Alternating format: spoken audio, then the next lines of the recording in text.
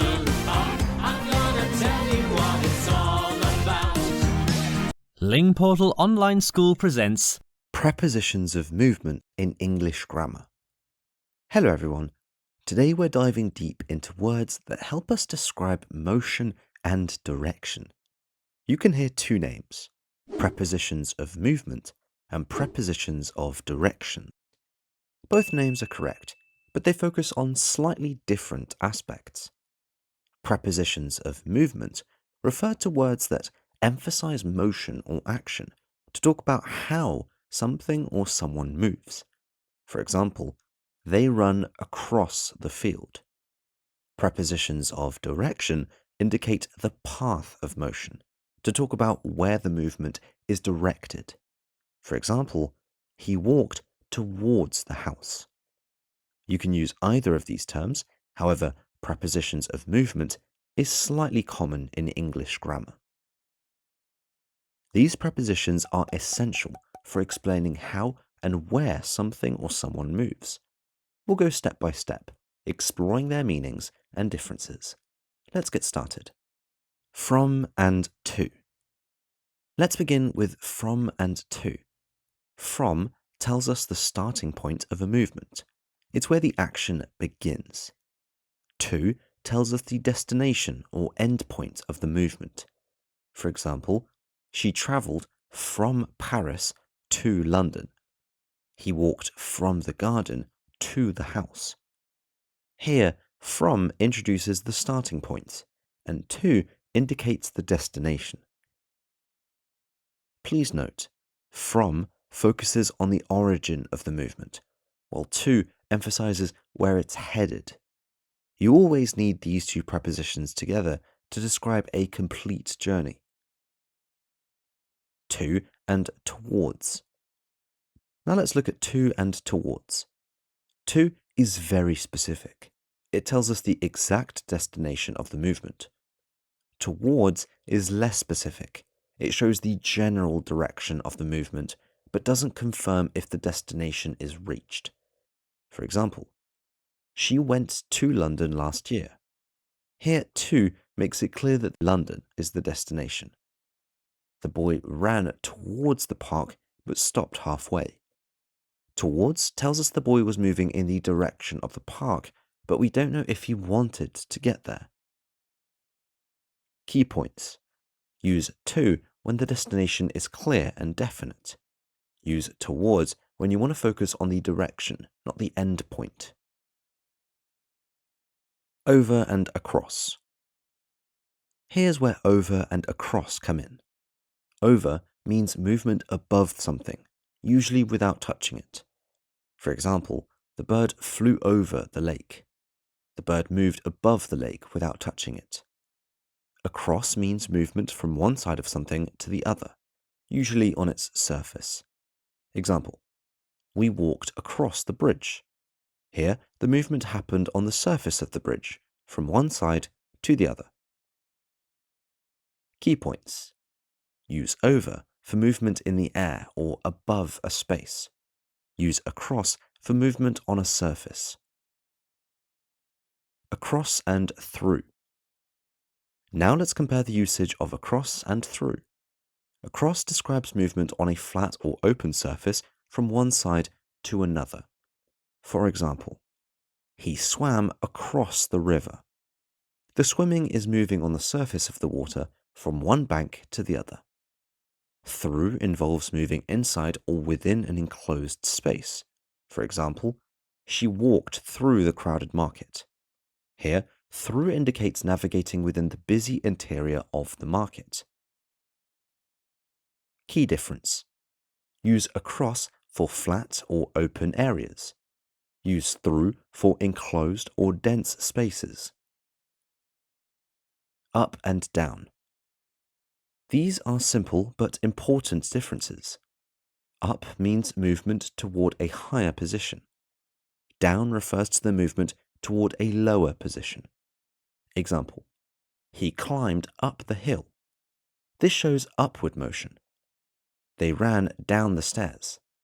This emphasizes downward motion. Key detail. These prepositions focus on vertical movement, either higher up or lower down. Around and round. Now look at around and round more closely. Around refers to the movement in a circular path or surrounding something. Round has the same meaning but is more common in British English. Examples. They walked around the park. This means they moved in a circular route along its perimeter. The children ran around the playground. Key detail. These two prepositions are interchangeable, but round is more common in British English. Along, past, and through. Let's compare along, past, and through. Along means following a linear path next to something long. For example, they walked along the riverbank. This describes motion parallel to the river. Past shows movement beyond or beside something. She drove past the old house. This shows the house as a point passed during the journey. Please note, the preposition past can also mean beyond or later than a specific time. For example, it's past 3 p.m. They are late. Through, emphasizing moving across or within a space. Example, the train went through the tunnel. Memorize the key difference. Along is for linear paths. Past focuses on passing by something. Through is for moving inside and across. Into and out of. Away, off. Now, into and out of. It's easy. Into shows motion entering a space. We use into to talk about the movement of something usually with a verb that expresses movement, such as go or come. Out of describes leaving a space. Examples, he went into the room. This focuses on entering the room. She ran out of the building. This emphasizes exiting the building. Away shows movement in the opposite direction, creating distance from a specific point. Example, the cat ran away when it saw the dog. Here, away emphasizes that the cat is increasing its distance from where it started. Finally, off describes motion away from a surface or present place.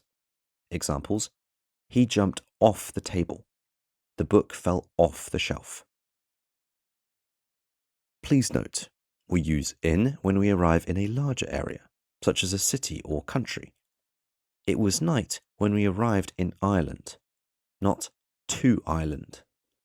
Go in is a commonly used phrasal verb meaning enter. Why don't you go in equals why don't you enter? We don't use go in to talk about traveling. When did you go to Ireland? Key details. Use into for motion inside and out of for motion outside.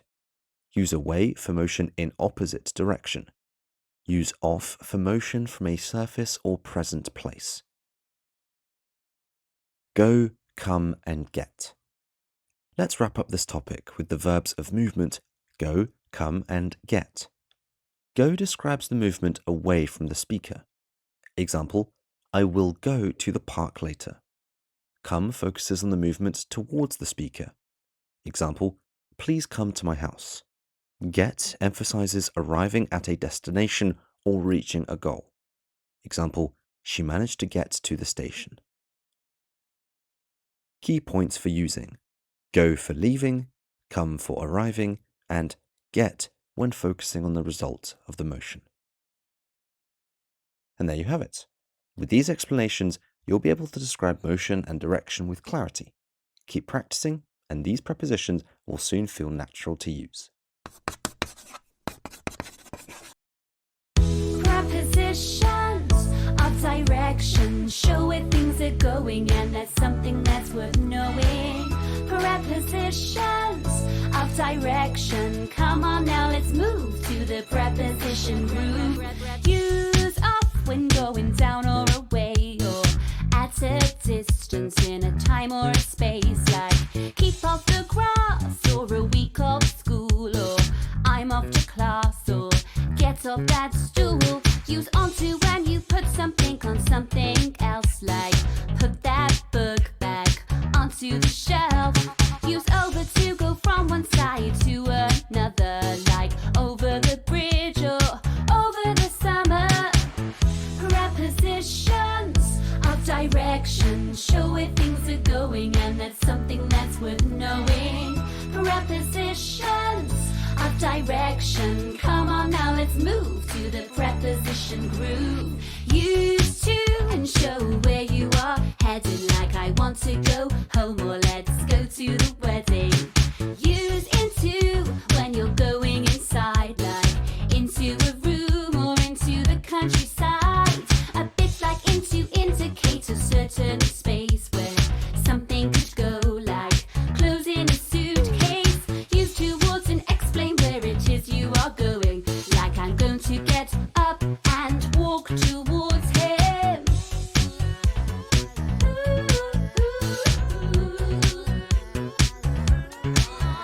When you use a cross, remember it's a bit like over to show you are going from one side to another. Or you could use through to pass in and out, like I cut through the forest when I was walking about. From shows the place where it all began, the start of your journey, like I came from a land. Use along beside a point or an area, like along the street or along the corridor. Prepositions of direction show where things are going, and that's something that's worth knowing. Prepositions of direction. Come on now, let's move to the preposition groove.